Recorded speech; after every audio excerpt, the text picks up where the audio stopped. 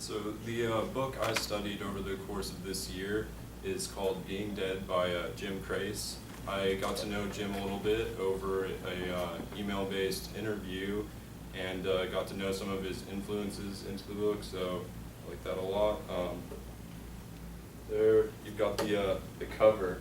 I kind of stripped it down to this because it resembles a stock photo, so I'm a big fan. But anyway, so the novel opens with two middle-aged zoologists, and their relationship is a bit stale. They have an only daughter that's moved away, and they want to go back to the place where they first studied to get their doctorate, a beach called Baritone Bay.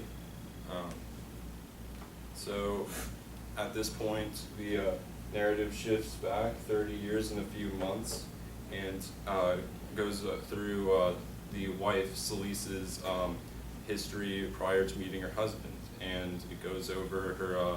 She's kind of a insecure character and doesn't feel very strongly about herself, and really is aggressive when it comes to men, and runs down a list of sexual encounters she's had up until the research outing to Baritone Bay, and she likens them to a decade on a rosary, which I thought was funny. Another thing about that was a year prior to the publishing of this book, an album that was pretty popular came out, Neutral Milk Hotel, and Celice, she has like a preoccupation whenever it goes into her fantasies about having her spine stimulated, which is also features in this album. So I'll have to ask him about that and see if he had heard it. So at this time, they a few months later, they go to the Baritone Bay to study various wildlife and herbs and things like that. With them comes a trio of sort of preppy boys, well-adjusted guys, herself, and Joseph. Joseph is a stout fella, not very social, and as such sort of lags behind the group. The first night out, they go out to the town, and it's sort of like a little agricultural town, nothing going on, a bit of fishing, and though Celice, through her best effort, she's passed up by the three preppy boys, and goes home alone that night. And but later on, Joseph impresses everyone with his singing, and that's like his redeeming feature and the only thing she finds interesting about him. So the next morning, after a few hours of them studying various animals that sound very realistic in the book, but once you Google them, they're all fictional. Essentially, Celice finds Joseph peeping on her through the window, so this sort of gets their blood pumping, and they go out to the dunes and have sex for the first time. But also this morning, Celice, who's an avid smoker, leaves some cigarettes burning in the research house where they've been bunking for the last day, and kills one of the research fellows named Vesta, and as such has this bit of survivor's guilt, which is the keeps them back from going out to the bay again 30 years later when they're middle-aged. But after 3 decades of pressure, she finally relents, and they go out.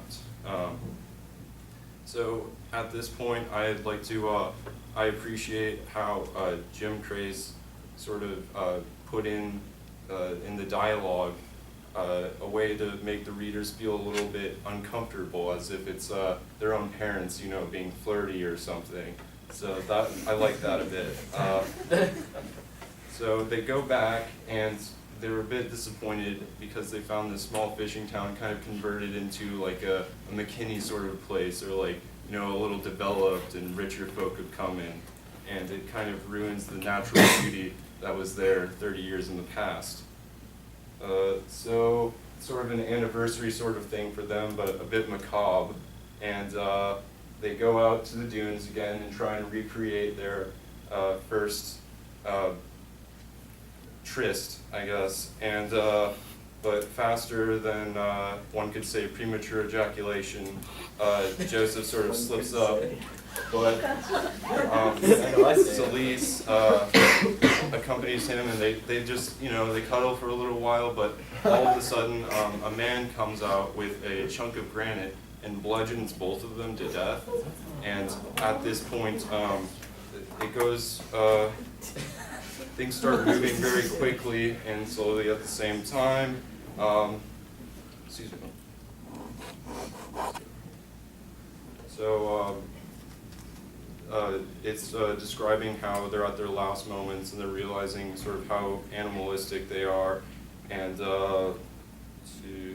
and at the end of it, Joseph, right before he loses consciousness and dies, sort of grasps onto Celise's leg, and it's sort of like a last moment of desperation and affection and fear and all of that.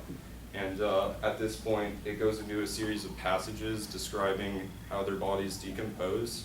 And at best, I would say they compare to a series of like still lifes of paintings of decomposition, sort of juxtaposed with forensic lessons. And at worst, it's like an unrelenting documentary sort of lens of a time lapse of their decomposition. At this point, I think for me, it was kind of an image-breaking sort of a thing, because I'm not too familiar with corpses and such, so I'd call this the cinematic corpse, which is what I'm familiar with from movies and things like that. And it's really, he shows how like dynamic they are and things like that, and how in a developed country like this, we don't really have the most experience dealing with this sort of a thing. So then the narrative shifts to their daughter, Syl, who's estranged from them, and she's kind of a punk kind of girl. She's characterized as having a closely cropped haircut and things like that. So she's contacted and goes back to the family home, but once she arrives, there's one part where she remarks on how like she doesn't want to go into her parents' rooms and is kind of fearful of them, and she also thinks of them as perhaps being dead, which she ends up being right. But I think at this point she's talking about like how she can't really rationalize death, and she thinks about it like in terms of without any sort of supernatural elements, and wonders like if upon dying, if one's like consciousness breaks down into halves, into halves, into halves, into halves, and ever shortens but never reaches a 0 point, and or just if death is sort of a snuff. She comes across her father's diary, which was left outside before they had taken their trip, and the rains came over it and washed away a lot of the ink, but left the last day in, which said that they had gone to baritone. So she knows about that.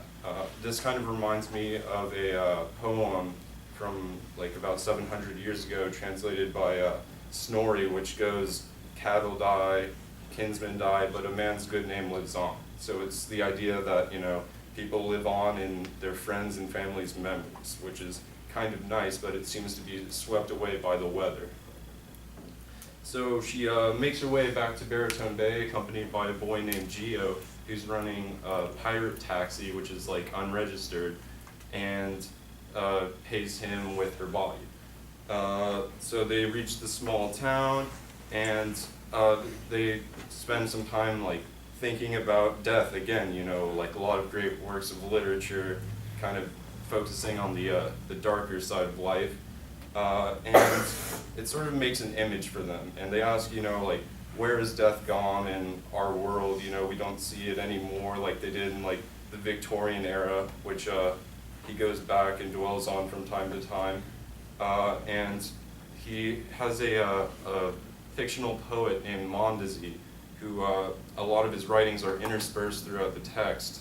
And one of his ideas is the fish with a capital F, which is a personification of death in this the small town that they go to at Baritone Bay, because a lot of the death is related to the water and the ocean. Tourists come, and are swept away by the undertow, or floods come in and kill entire families, or even, with age, old men, with their arthritis and the humidity of the water causes them to break down and die.